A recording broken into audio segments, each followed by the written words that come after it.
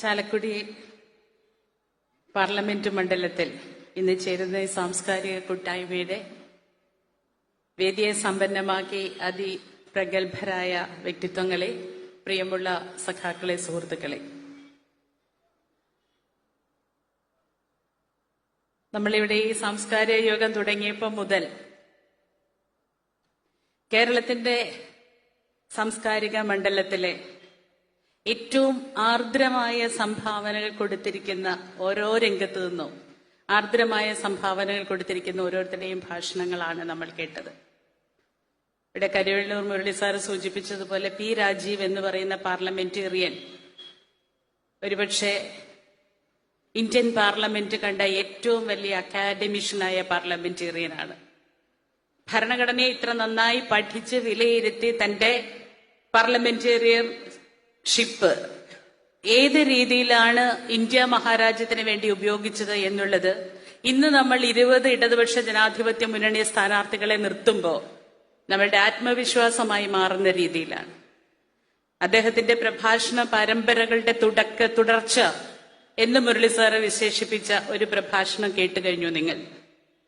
കമൽ സാറിനെ നമുക്കറിയാം. മലയാള സിനിമ കണ്ടിട്ടുള്ള ഭാവ സംവിധായകൻ ആരാന്ന് ചോദിച്ചാൽ ആ സംവിധായകന്റെ പേര് നിങ്ങളുടെ നാട്ടുകാരൻ കമലുദ്ദീൻ എന്ന് പറയുന്ന കമൽ ആണ്. ഓരോ കഥാപാത്രങ്ങളുടെയും പുറകോട്ടിങ്ങനെ നോക്കുമ്പോൾ മഴയത്ത് മുമ്പേ തുടങ്ങി, പരിണയം തുടങ്ങി, സാമൂഹ്യ അവലോകനങ്ങൾ ഭാവാർദ്രമായിട്ട് ഓരോ കഥാപാത്രങ്ങളിലൂടെയും നമുക്ക് പറഞ്ഞിട്ടുള്ള സാംസ്കാരിക പ്രവർത്തകൻ. ഇവിടെ സംസാരിച്ചു പോയ ബാലചന്ദ്രൻ ചുള്ളിക്കാട് തീക്ഷ്ണ യൗവനത്തിന്റെ കവിയായിരുന്നു. അതിരുകളില്ലാതെ അരുതുകളോട് കലഹിച്ച കവി.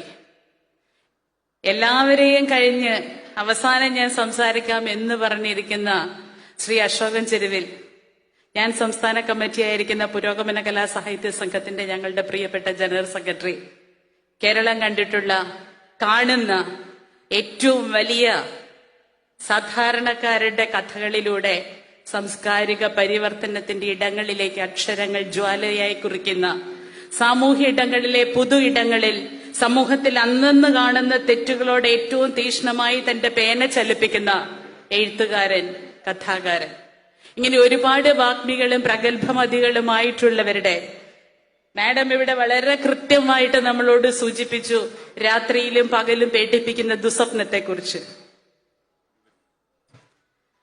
ഒരിക്കലും നമ്മളുടെ ചിന്തയിലോ ഇരുട്ടിന്റെ അറകളിലോ കണ്ണടയ്ക്കുമ്പോഴോ കണ്ണു തുറന്നിരിക്കുമ്പോഴോ കേരളം കാണാൻ ആഗ്രഹിക്കാത്ത മാനാഞ്ചിറിയുടെ പച്ചപ്പിൽ നട്ടുവരാൻ പോകുന്ന വലിയ ദുരന്ത പേടിപ്പിക്കുന്ന സ്വപ്നങ്ങളെക്കുറിച്ച് സൂചിപ്പിച്ചു. ഇങ്ങനെ എല്ലാവരും പലതും സൂചിപ്പിച്ചിടത്താണ് എന്നെപ്പോലൊരു സാധാരണക്കാരായി നിങ്ങളുടെ ഈ വലിയ സമയത്ത് വന്ന് നിൽക്കുന്നത്. പക്ഷെ നമ്മളുടെ ഒരു പ്രശ്നം എന്താണെന്ന് ചോദിച്ചാൽ, നമ്മൾ എല്ലാവരും അത്യധികമായ ആകുലതയിലാണ്. എല്ലാവർക്കും എപ്പോഴും ഇങ്ങനെ മനസ്സിനെ, കരളിനെ, ഹൃദയത്തെ, ബുദ്ധിയെ, ശേഷിയെ ഒക്കെ കാർന്നു തിന്നുന്നത് പോലെയുള്ള വല്ലാത്തൊരു ആശങ്ക അനുഭവപ്പെടുന്ന ഒരു സമയമാണിത്. ഓരോരുത്തരും ആലോചിച്ചു നോക്കും. പ്രത്യേകിച്ചും തെരഞ്ഞെടുപ്പ് വരാൻ പോണു എന്ന് പറയുന്നതിൽ നിന്ന് തെരഞ്ഞെടുപ്പ് എത്തിക്കഴിഞ്ഞു എന്ന് പറയുന്നിടത്ത് നമ്മളുടെ എല്ലാവരുടെയും BP കൂടുന്ന ഒരു അന്തരീക്ഷത്തിലേക്ക് നമ്മൾ എത്തിക്കഴിഞ്ഞു. 17ാം ലോക്സഭാ തെരഞ്ഞെടുപ്പ് നടക്കുന്ന സമയത്ത് ഓരോ സ്പീക്കേഴ്സും നമ്മളോട് ചോദിച്ച ഒരു ചോദ്യമുണ്ട്.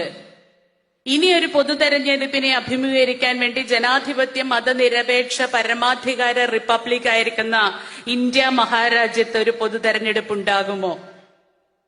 കഴിഞ്ഞ 17ാം ലോക്സഭാ തെരഞ്ഞെടുപ്പിന്റെ എല്ലാ വേദികളിലും എല്ലാ സ്പീക്കേഴ്സും ഒന്നെങ്കിൽ പ്രസംഗം ആരംഭിച്ചത് അല്ലെങ്കിൽ പ്രസംഗം അവസാനിപ്പിച്ചത് ഈ ചോദ്യത്തിലായിരുന്നു. കരിവെള്ളൂർ മാഷി വേദിയിൽ വന്ന് സംസാരിക്കുമ്പോഴും അദ്ദേഹവും പറഞ്ഞു, ഇനിയൊരു പൊതു തെരഞ്ഞെടുപ്പിന് വേണ്ടിയിട്ട് നമുക്ക് ഇന്ത്യ മഹാരാജ്യന്റെ ബാക്കി ഉണ്ടാവുമോ എന്നുള്ള ഒരു സന്നിഗ്ധ ഘട്ടത്തിന്റെ ഏറ്റവും സങ്കീർണതയിൽ നമ്മൾ ഈ തെരഞ്ഞെടുപ്പിനെ അഭിമുഖീകരിക്കാനും വോട്ട് ചെയ്യാനും പോകുന്ന സന്ദർഭമാണ് ഇത്. പക്ഷെ ആ ചോദ്യം, ഇനിയൊരു പൊതു തെരഞ്ഞെടുപ്പ് ഉണ്ടാകുമോ എന്നുള്ളിടത്ത് ഇന്ത്യ മഹാരാജ്യം ഒരുപക്ഷെ ഇന്ത്യയുടെ ചരിത്രത്തിൽ ആദ്യത്തേതും ആയിട്ട് കമ്പയർ ചെയ്യുമ്പം അതേപോലെ തന്നെ ഏറ്റവും ലോങ് ആയിട്ടൊരു പ്രോസസ്സിലൂടെ തെരഞ്ഞെടുപ്പിനെ അഭിമുഖീകരിക്കുന്ന ഒരിടമായി മാറിയിട്ടുണ്ട്. ഏറ്റവും കൂടുതൽ സമയ അളവെടുത്തുകൊണ്ട് നടക്കുന്ന ഒരു തെരഞ്ഞെടുപ്പും കൂടിയാണ് ഇത്. ഇന്ത്യയുടെ ഒന്നാമത്തെ പൊതു തെരഞ്ഞെടുപ്പായിരുന്നു. അത്രയധികം നീണ്ട കാലയളവെടുത്ത ഒരു പൊതു തെരഞ്ഞെടുപ്പ്. ആ പൊതു തെരഞ്ഞെടുപ്പ് ഭരണഘടനാപരമായി ഒരു കുറവും വരാതെ ഇന്ത്യയുടെ ആദ്യത്തെ തെരഞ്ഞെടുപ്പ് എങ്ങനെ നടത്താം എന്നുള്ളതായിരുന്നു ചോദ്യമെങ്കിൽ, ഇന്ന് ഇന്ത്യ മഹാരാജ്യത്ത് നടക്കുന്ന തെരഞ്ഞെടുപ്പ് ഭരണഘടനാ അംശങ്ങൾ ഇല്ലാതെ ഒരു തെരഞ്ഞെടുപ്പിന്റെ റിസൾട്ടിലേക്ക് എങ്ങനെ ഈ രാജ്യത്തെ കൊണ്ടുപോകാം എന്ന് ഭരണാധികാരികൾ നിഷ്കർഷ വെച്ചിരിക്കുന്ന ഒരു തെരഞ്ഞെടുപ്പാണ്. അവിടെ ഈ പൊതു തെരഞ്ഞെടുപ്പ് നടക്കുമോ എന്നുള്ള ചോദ്യം ശരിയല്ല എന്ന് പറഞ്ഞുകൊണ്ട് നമ്മൾ പൊതു തെരഞ്ഞെടുപ്പിനെ അഭിമുഖീകരിക്കുമ്പോൾ നമ്മൾ ചോദിച്ച ചോദ്യത്തിന്റെ ബാക്കി ഭാഗം നിൽക്കുകയാണ്. ഒരു ജനാധിപത്യ മതനിരപേക്ഷ പരമാധികാര റിപ്പബ്ലിക്കായ ഇന്ത്യയിലാണോ 18ാം ലോക്സഭാ തെരഞ്ഞെടുപ്പ് നടക്കുന്നത്? ഈ തെരഞ്ഞെടുപ്പിന്റെ ഏറ്റവും വലിയ പ്രത്യയശാസ്ത്രം രാഷ്ട്രീയം അതുതന്നെയാണെന്ന് ഞാൻ വിശ്വസിക്കുന്നു. ജനാധിപത്യം ഈ പൊതു തെരഞ്ഞെടുപ്പിൽ നമ്മുടെയൊക്കെ അകത്ത് എങ്ങനെയാണുള്ളത്? ഇവിടെ സൂചിപ്പിക്കപ്പെട്ടു കഴിഞ്ഞു. എല്ലാവരും പറഞ്ഞുകൊണ്ടേയിരിക്കുന്നു, എല്ലാവരും കേട്ടുകൊണ്ടേയിരിക്കുന്നു. പുതിയ കേരളം, മോദിയുടെ ഗ്യാരണ്ടി. BJP സ്ഥാനാർത്ഥികളെ നിർത്തിയിരിക്കുന്ന എല്ലാ മണ്ഡലങ്ങളിലും കേന്ദ്രമന്ത്രി, മോദിയുടെ ഗ്യാരണ്ടി. ആലപ്പുഴ ശോഭാ സുരേന്ദ്രൻ വരെ കേന്ദ്രമന്ത്രിയാണ്, മോദിയുടെ ഗ്യാരണ്ടി. തൃശൂർ കേന്ദ്രമന്ത്രി, മോദിയുടെ ഗ്യാരണ്ടി. കർഷകരുടെ ജീവിതം, മോദിയുടെ ഗ്യാരണ്ടി. നാരി ശക്തി, മോദിയുടെ ഗ്യാരണ്ടി. വിദ്യാഭ്യാസം, മോദിയുടെ ഗ്യാരണ്ടി. ഇത് പറയുന്നത് നമ്മളല്ല, ഇത് പറയുന്നത് സാക്ഷാൽ നരേന്ദ്രമോദിയാണ്. ജനാധിപത്യ ഇന്ത്യയുടെ ഭരണഘടനാപരമായി പരമാധികാരമായ പ്രധാനമന്ത്രി പദത്തിലിരിക്കുന്ന നരേന്ദ്രമോദി പറയുകയാണ് മോദിയുടെ ഗ്യാരണ്ടി. അദ്ദേഹം ഇത് പറഞ്ഞു തുടങ്ങിയത് 18ാം ലോക്സഭാ തെരഞ്ഞെടുപ്പ് എന്ന് പറയുന്ന ചർച്ചകളിലേക്ക് ഇന്ത്യ മഹാരാജ്യം വന്നു തുടങ്ങിയപ്പോൾ മുതലാണ്. അതൊരു ഡിക്റ്റേറ്ററുടെ ശബ്ദമാണ്, അതൊരു സ്വേച്ഛാധിപതിയുടെ ഏകാധിപതിയുടെ ശബ്ദമാണ്. എന്റെ കൂടെ നിൽക്കുന്ന മന്ത്രിമാരോ സഹമന്ത്രിമാരോ സഹഭരണഘടനാ അധികാരികളോ ജനപ്രതിനിധികളോ പാർലമെന്റോ നിയമസഭയോ ഒന്നുമില്ല എന്ന് പറയുന്ന ഏറ്റവും ധാർഷ്ട്യത്തോടെ ഈ 140 കോടിയിൽ പരം വരുന്ന ജനങ്ങളെ നോക്കി പറയുന്ന അഹങ്കാരത്തിന്റെ സ്വേച്ഛാധിപത്യത്തിന്റെ ശബ്ദമാണ്.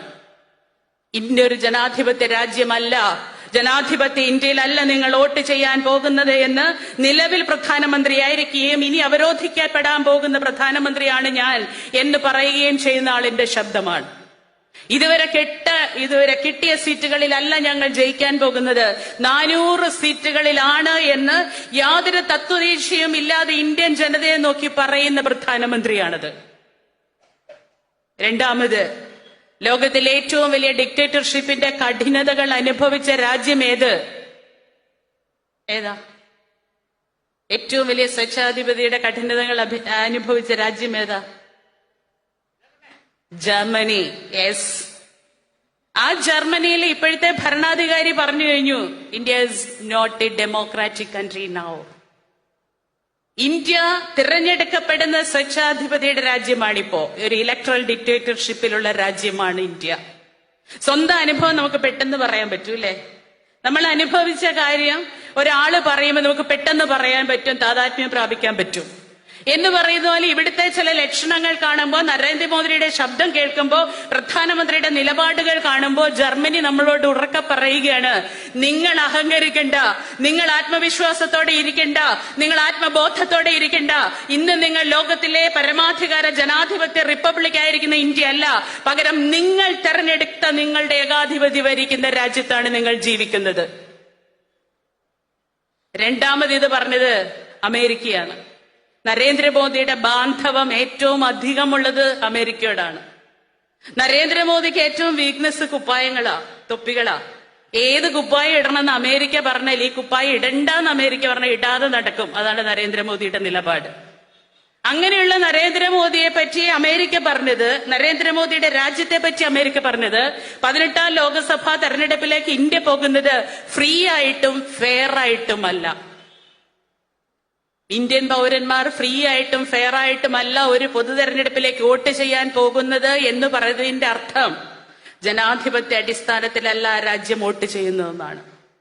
നമ്മൾ ഫ്രീ ആയിട്ടുള്ള മനസ്സോടുകൂടിയല്ല വോട്ട് ചെയ്യാൻ പോകുന്നത്, സത്യമല്ലേ?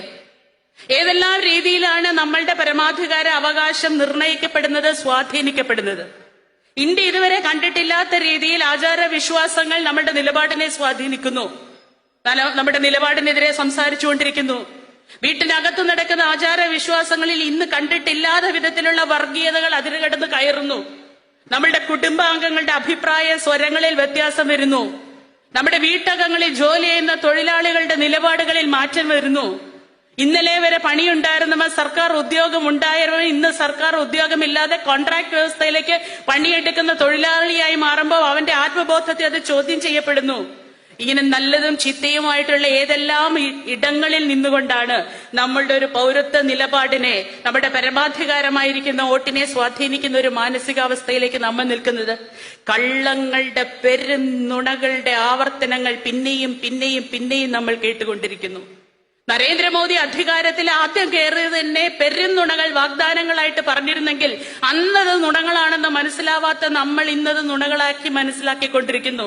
ഗ്യാസിന്റെയും പെട്രോളിന്റെയും ഒക്കെ വിലയിൽ ഉൾപ്പെടെ 2 കോടി തൊഴിൽ എന്ന് പറഞ്ഞുകൊണ്ട് 5 വർഷം കൊണ്ട് 10 കോടി തൊഴിൽ ഇവിടെ യുവാക്കൾക്ക് തരുമെന്ന് പറഞ്ഞ നരേന്ദ്രമോദി പൊതുമേഖലാ തൊഴിലിടങ്ങളെല്ലാം ഇല്ലാതാക്കിയിരിക്കുന്നു.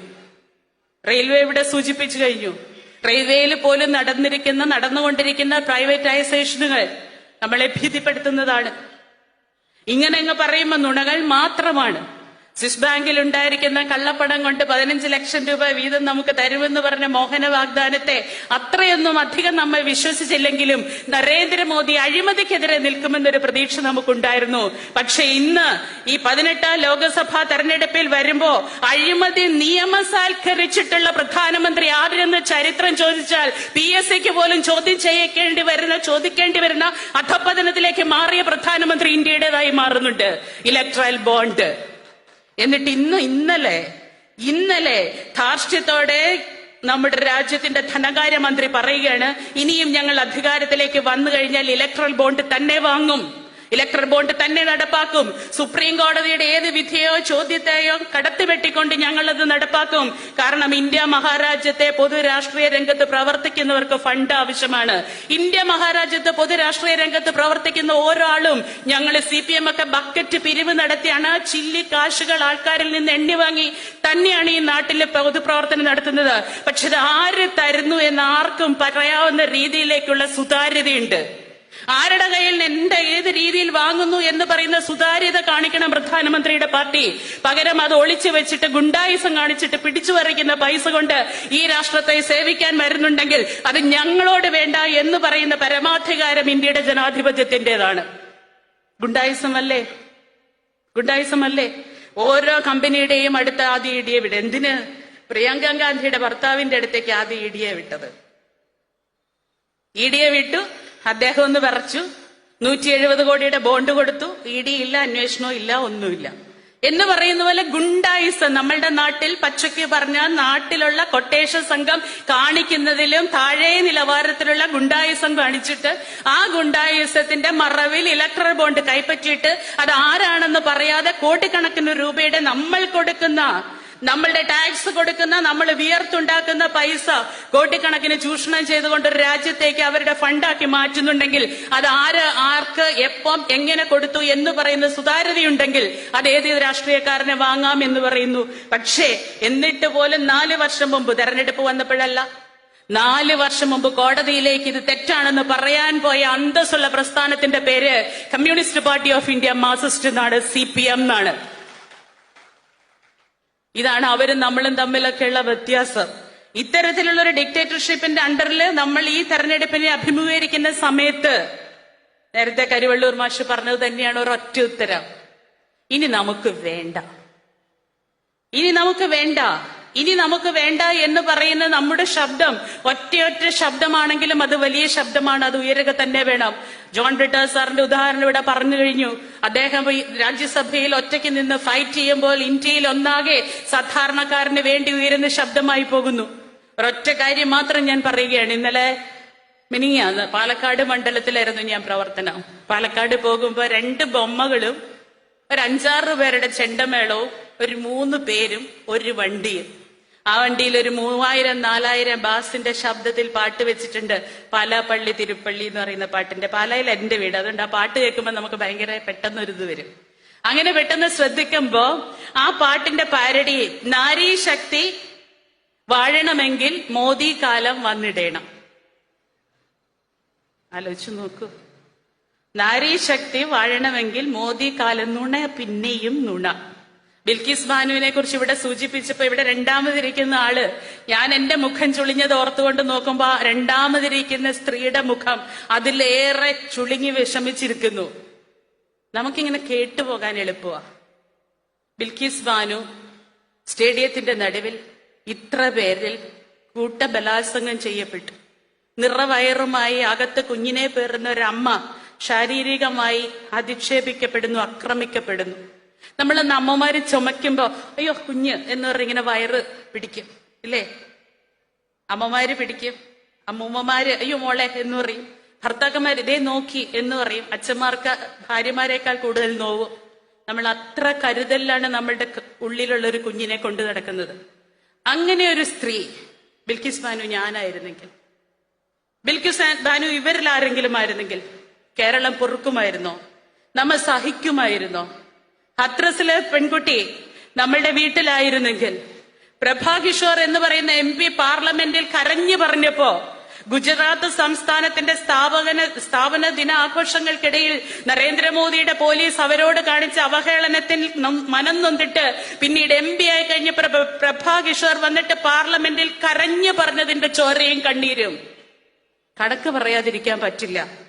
ഈ കണക്കൊന്നും പറയാതെയാണ് മണിപ്പൂരിൽ ഇന്ന് അധിക്ഷേപിക്കപ്പെടുന്ന, ഇതിലും ക്രൂരമായി നിന്ദിക്കപ്പെടുന്ന, ഇതിലും ക്രൂരമായി ബലാത്സംഗം ചെയ്യപ്പെടുന്ന, ഇതിലും ക്രൂരമായി കൊല ചെയ്യപ്പെടുന്ന ന്യൂനപക്ഷത്തിൽപ്പെട്ട ആണിനെയും പെണ്ണിന്റെയും ഇടയിലേക്ക് പോവാതെ ഏറ്റവും അധികം പുരോഗമനമുള്ള കേരളത്തിലേക്ക് വന്നു നിന്നുണ്ട്.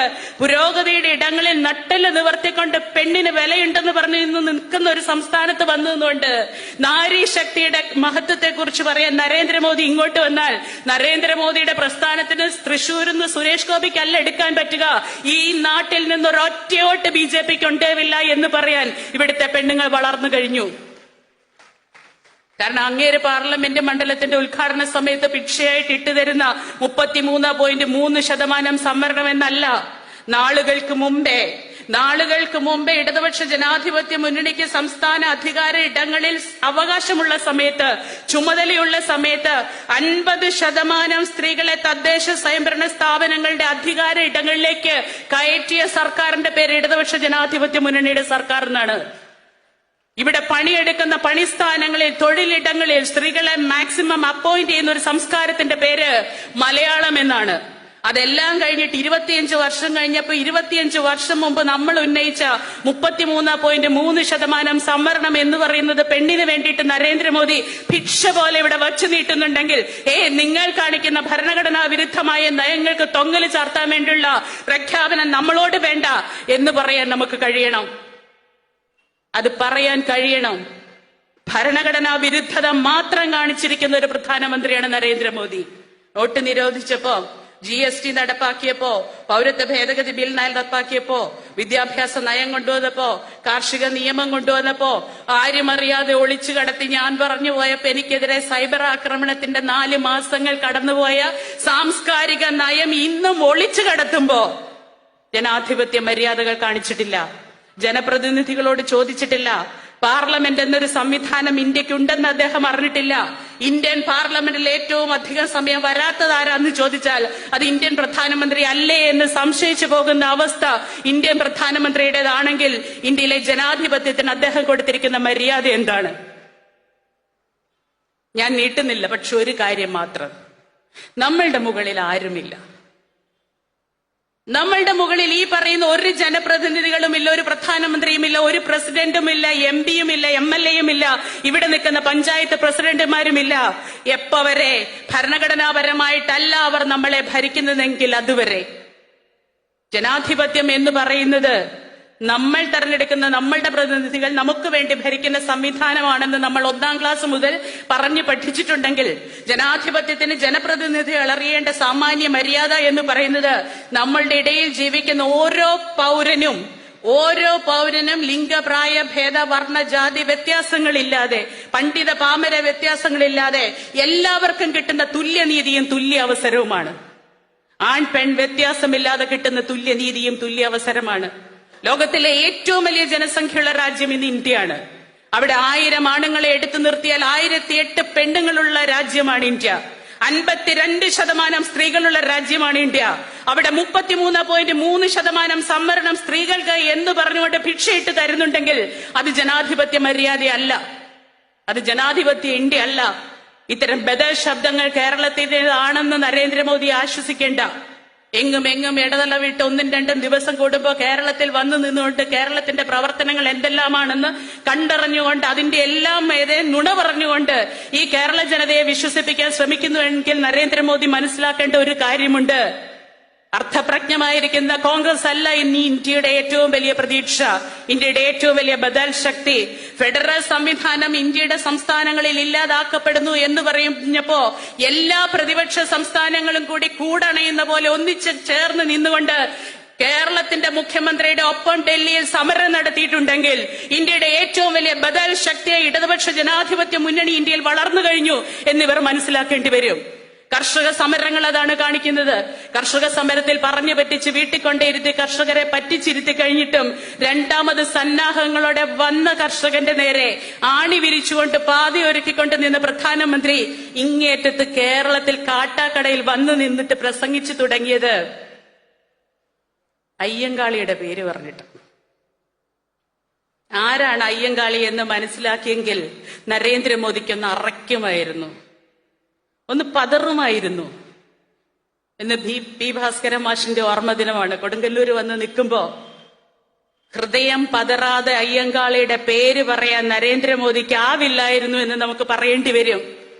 കാരണം ഒരു ദളിത് പെൺകുട്ടിയുടെ കൈ പിടിച്ചുകൊണ്ട് പള്ളിക്കൂടത്തിനകത്തേക്ക് അവളെ പഠിപ്പിക്കാൻ വേണ്ടി കയറി ചെന്ന അയ്യങ്കാളി ആ പെൺകുട്ടിയെ ഇരുത്തിയ ബെഞ്ച് കത്തിച്ചത് ഇന്നും തിരുവനന്തപുരത്ത് സാക്ഷിയായി നിൽക്കുന്നുണ്ടെങ്കിൽ, കത്തിയ പള്ളിക്കൂടം ഇന്നും സാക്ഷിയായി നിൽക്കുന്നുണ്ടെങ്കിൽ, ഇന്ന് ഉറങ്ങിത്തുടങ്ങിയ ആ ഓർമ്മകൾക്ക് മുമ്പിൽ ഉറച്ച ഇച്ഛാശക്തിയോടുകൂടി ഉറങ്ങാത്ത ആവേശത്തോടുകൂടി അന്ന് അയ്യങ്കാളി ഇവരുടെ നേരെ നോക്കി പറഞ്ഞു, ഈ പെൺകുട്ടി പഠിക്കുന്നില്ലെങ്കിൽ നിങ്ങളുടെ പാടങ്ങളിൽ വിത്തിറക്കാത്ത അധ്വാനശേഷി കേരളത്തിന്റെ കർഷകന്റേതാണെന്ന്. ആ കർഷകരുടെ അങ്ങ് ഡൽഹിയിൽ സമരം ചെയ്യുമ്പോ അവർക്ക് വേണ്ടി തിരിഞ്ഞു നോക്കാത്ത 60% വരുന്ന ഇന്ത്യയിലെ അന്നദാതാക്കളായ കർഷകരെ തിരിഞ്ഞു നോക്കാത്ത നരേന്ദ്രമോദി ഇവിടെ വന്നിട്ട് അയ്യങ്കാളിയുടെ പേര് പറഞ്ഞാൽ അയ്യങ്കാളി പറഞ്ഞതുപോലെ നമുക്ക് പറയേണ്ടി വരും, എന്നെ ഇനിയും കീഴാളൻ എന്ന് വിളിച്ചാൽ ബാക്കി ഞാൻ പൂരിപ്പിക്കുന്നില്ല. പ്രധാനമന്ത്രി എന്ന് പറയുന്ന ഭരണഘടനാപരമായ സ്ഥാനത്തേക്ക് അദ്ദേഹത്തിന് ബഹുമാനമില്ലെങ്കിൽ നമുക്ക് ബഹുമാനമുള്ളതുകൊണ്ട് ബാക്കി ഞാൻ എന്റെ നാവിൽ പറയുന്നില്ല. പക്ഷെ അതായി പോകും നമ്മുടെ മനോവികാരം. കാരണം അയ്യങ്കാളിയും സമരങ്ങളും ഇടതുപക്ഷവും മനുഷ്യപക്ഷവും മനുഷ്യസ്നേഹവും മലയാളിക്ക് വികാരം തന്നെയാണ്. പുരോഗമന ആശയങ്ങളും നവോത്ഥാന പ്രസ്ഥാനങ്ങളും മലയാളിയുടെ ആർജവമാണ്. അതുകൊണ്ടാണ് നമ്മളുടെ വള്ളത്തോൾ പാടിയത്, ഭാരതം എന്ന് പേർ കേട്ടാൽ അഭിമാനപൂരിതമാകും അന്തരംഗം, കേരളം എന്ന് കേട്ടാലോ തിളക്കണം നമുക്ക് ചോര ഞരമ്പുകളിൽ. ഇന്ത്യയിൽ അരുതാത്തത് എന്ത് കണ്ടാലും മലയാളിയുടെ ചോര തിളച്ചിരിക്കും, അതിനനുസരിച്ച് പ്രവർത്തിച്ചിരിക്കും. അത് നിങ്ങൾക്ക് കാണാൻ പോകുന്നത്, നിങ്ങൾ മനസ്സിലാക്കാൻ പോകുന്നത് ഈ 18ാം ലോകസഭാ തെരഞ്ഞെടുപ്പ് വരുമ്പോഴാണ്, അതിന്റെ റിസൾട്ട് വരുമ്പോഴാണ്. എന്തെല്ലാം കാണിച്ചാലും അമേരിക്കയിലെ നേതാക്കന്മാർ രണ്ടാമത് പറഞ്ഞ കാര്യം ഫെയർ ആയിട്ടല്ല തെരഞ്ഞെടുപ്പ്. ഫെയർ എന്ന വാക്കിന് നമ്മൾ എങ്ങനെ അർത്ഥം കൽപ്പിക്കും? സുതാര്യത എന്ന അർത്ഥമുണ്ട്, നിലപാടെന്ന അർത്ഥമുണ്ട്, സത്യസന്ധത എന്ന ഭാവമുണ്ട്, ഇല്ലേ? താൻ പോരിമ എന്ന അർത്ഥമുണ്ട്. ഫെയർ ആയിട്ടല്ല നമ്മുടെ തെരഞ്ഞെടുപ്പ് നടക്കാൻ പോകുന്നത് എന്ന് പറയുമ്പോൾ EVM മെഷീൻ മാഡം പറഞ്ഞ പോലെ നമ്മുടെ ഏറ്റവും വലിയൊരു പേടി സ്വപ്നമായി മുന്നിൽ നിൽക്കുകയാണ്. VVPAT പോയിട്ട് നമ്മൾ പോയി കൈയമർത്തി ഡീപ് സൗണ്ട് കേട്ട് കഴിഞ്ഞിട്ട് ആ സ്ലിപ്പ് പ്രിന്റ് ചെയ്തു എന്ന് ഉറപ്പുവരുത്തി കഴിഞ്ഞ് കിട്ടുന്ന സെക്കൻഡ്സുകൾക്കുള്ളിൽ സ്ലിപ്പിലുള്ള പേര് ഞാൻ കൊടുത്തത് തന്നെയാണോ എന്ന് അറിയുന്നതിന് മുമ്പ് മാഞ്ഞു പോകുന്ന സ്ലിപ്പ്. ഇപ്പൊ കേൾക്കുന്നു താമരയ്ക്ക് കുത്തിയ 2 താമര വീഴും, ആർക്ക് കുത്തിയാലും കുറച്ചു കഴിഞ്ഞാൽ താമരയ്ക്ക് വീഴും എന്ന് പറയുന്ന മാനസികാവസ്ഥയിൽ നമ്മൾ ഇന്ന് വോട്ട് ചെയ്യാൻ പോകുമ്പോൾ ഫെയർ ആയിട്ടല്ല വോട്ട് ചെയ്യുന്നെങ്കിൽ തീർച്ചയായിട്ടും ഒന്ന് നമുക്ക് മനസ്സിലാക്കാം, ഒന്ന് നമുക്ക് കരുതലായി എടുക്കാം.